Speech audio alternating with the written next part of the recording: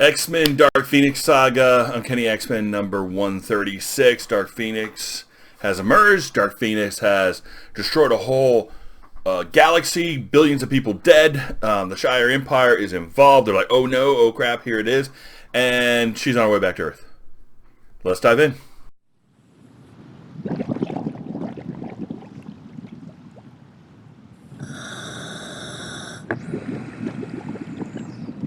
Welcome back to Long Box Diving, where we explore comics and story arcs pulled from the long box. Now, Uncanny X-Men number 136. This is the Dark Phoenix Saga. We're basically kind of right smack in the middle of the saga. Dark Phoenix has emerged because of Hellfire Club and what Jason Wingard was doing to her brain, because of what Xavier did to Phoenix before. It's messed everything up. It's kind of brought out the Phoenix, but in a sense, Jean Grey has no control anymore, and she's kind of a Dark Phoenix thing. And she handed the X-Men, just beat the tar out of them, and then took off to space. Decided to get hungry and ate a star. And that caused a concussive wave of supernova, which destroyed a planet of like 7 billion people, all peace-loving people. She's going to regret. And it just... Then she destroyed a Shi'ar Empire ship, which has brought Lilandra into it. She's brought a council together.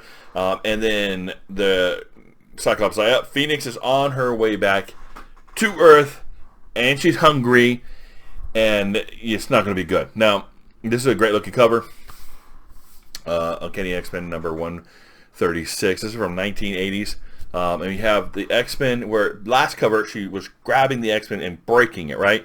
Well, this cover, you see the crack lines in the X-Men's title name, which is really cool that they carry that over from one cover to the next cover. That's fantastic. That's great detail there that, Phoenix was standing up, grabbing it, cracking, and now it's kind of just crumbling a little bit. I thought that was very well done. Cyclops is holding Jean Grey, and everybody else is around, looking really stunned and in shock. So as we open this up in this issue, it's Chris Claremont, John Burns doing the pencils, and it opens up in this whole Phoenix, the Phoenix power manifested, and the talons are grabbing a whole star, which means she is just huge. I mean, that Phoenix Force power is just huge when you think about it able to grab a whole sun in its talons, a sun being that much larger and stronger than our Earth. And that it just kind of gives a scale of how powerful this being is. And then we get the Imperial Center of the Shi'ar Empire. You got a bunch of different alien races there, and basically they're having a meeting. So the Phoenix is super powerful.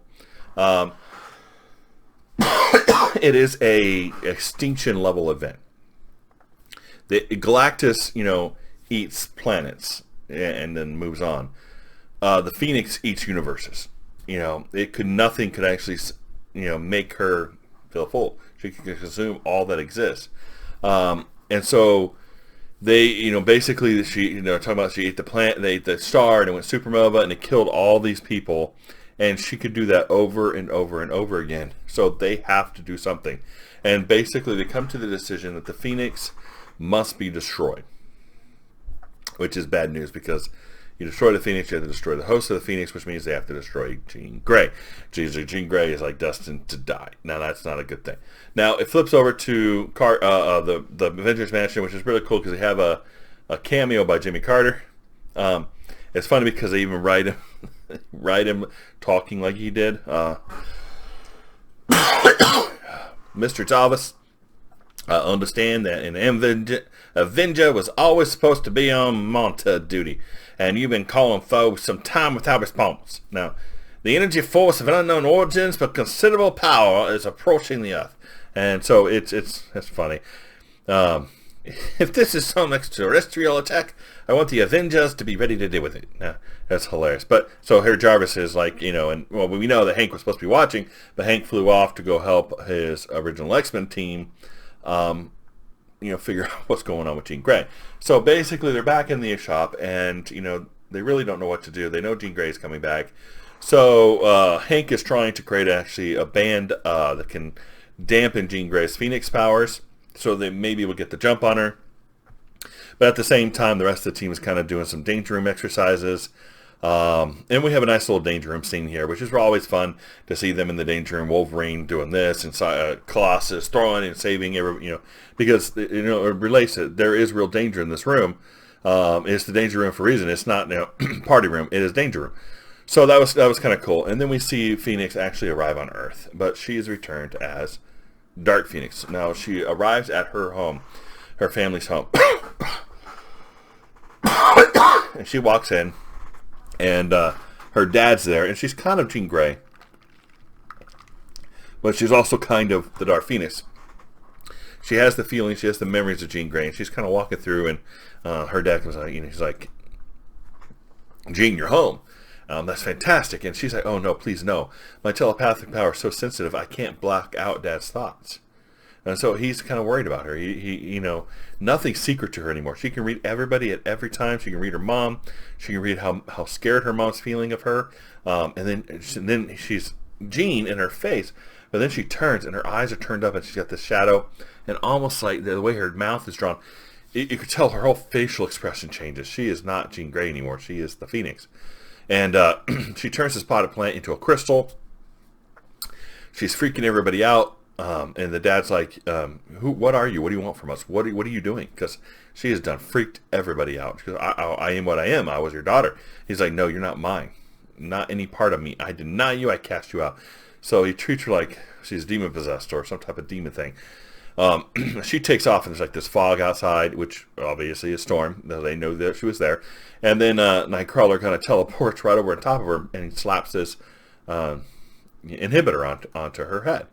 So, and then we get this battle, right? So she throws off Nightcrawler. Beast's able to catch Nightcrawler. She's trying to pull it off, but she can't. Colossus grabs her. She's like, you may have dampened my telepathic powers and my psi powers, but I am still an X-Men. I still have my skills. So she was able to get out of his throw.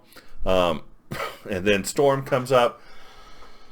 And we have this, hey, you're my sister. You're as close to a sister as I can have. Can you please just help us? Help us get the Phoenix under control. And Jean Grey says, in the name of the love we shared, Oro, I will weep over your grave. Now, we're like sisters, but I'm going to cry when I kill you. Yikes. So Beast grabs her, and he knows that they're running out of time. The diadem is not going to hold forever. It's not going to be able to keep her powers dampened. And again, Wolverine's like the only one that knows what's got to be done. So he jumps on top of her, pulls out the claws, and he is ready to go straight through. And he's like, forgive me, my darling. Or forgive me, darling. She's like, do it, Wolverine. Strike me while I'm still human. Take care of me before I hurt you. But he waits. He hesitates. Just long enough that Phoenix takes over, blasts him out of the thing. She rips the thing off her head. She goes, nice try. But it failed. And then she grabs all the X-Men and levitates them, and they're like hanging now. And that shows that's better. And she's like, he's like, Jean, is there anything human remaining? She goes, there's nothing. He goes, please remember who you were. Remember who we are. We're family. Remember the love that we share for each other. And he goes, and she's like, any last thoughts, little brother, before your final sentence is passed? Your appeal is denied. What? And I mean, she is just she's done, right? She's going to kill them now. And that's when Cyclops finally shows up. And she's like, I'm wondering when you actually show up. And he's like, we need to talk. And he starts getting through to her. He goes, oh, for the love of the X-Men, you sacrificed your life for the love of me. You resurrected yourself for the love of the whole universe. And you almost had a second time to say that you are nothing but love, Jean. You are love. Your existence, your very creation springs from love, from the noblest emotions human can attain. And now you want to deny that to yourself, to deny it. She goes, I hunger, Scott, for joy, a rapture beyond all comprehension. That is it's a part of me. It consumes me. It's almost like an addiction. She's addicted to the destruction of things. The consuming of stars. She can't control it. She's and it's kind of taking over her. And we see this battle within her. And then suddenly she gets hit. Bam! Professor X. And she throws Cyclops off, blasts Professor X, and he's like, we're going to battle. And he goes, why, Professor? You sound almost guilty. As well you should. You unleashed my latent telepathic ability. You set in motion the chain of events that created the first Phoenix. And now the Dark Phoenix. Behold, your creation, Charles Xavier. And then we see this huge Phoenix effect. Boom. I am power. Right? He goes, I must fight you, Jean. I must fight you, and I will. And we see this. Now we're having a side battle. This huge Phoenix force and a little tiny dude, right? And then we see his face. He's got like a tear. And then we say, in the death duel between the strongest mutant minds of the earth, the struggle is epic. And he's still crying, right? Waged simultaneously on all infinite planes of existence. I didn't know Professor X was that strong. Apparently he is. Now, we go to how the Phoenix was able to actually capture this whole neutron star galaxy into a stasis field, thereby saving the whole universe from a destruction of a black hole. And so basically, Xavier was able to do the same thing with her mind, imprison the Phoenix Force again. Of course, he said he couldn't have done it if he didn't have help from Jean Grey on the inside. So he isn't quite as powerful as the Phoenix, but he is pretty strong. And of course, her suit and everything is all made up by telepathic, telekinetic powers. So she drops to the ground. Birthday suit, and Cyclops grabs her and hugs her and gives her a nice little kiss and says, are you okay? Yeah, everything's fine. Then her dad comes up, her Jean, take my robe, and he puts a robe over her, and she's like, oh dear, my dad is blushing. He just cursed her and kicked her out of the house, claiming she was a demon. Apparently he knew what he was talking about in one sense, being the Phoenix Force, but he's still her dad. And he comes out and he's like, hey, Professor Xavier, what in the world's going on? What happened? What did you do? And he goes, well, maybe we could talk about it over some tea. I'd be happy to explain what happened. This has been a long, strenuous night. And then, boom, they're gone. So, like, poof, they're like a light, poof, and they're gone. All the X-Men, Professor X included, Phoenix, everybody, gone. And they're like, where did they go? I don't know. But to me, it seemed that X-Men were, this is Dad talking. The X-Men seem just as surprised as we are. So now, the Phoenix seems to be contained.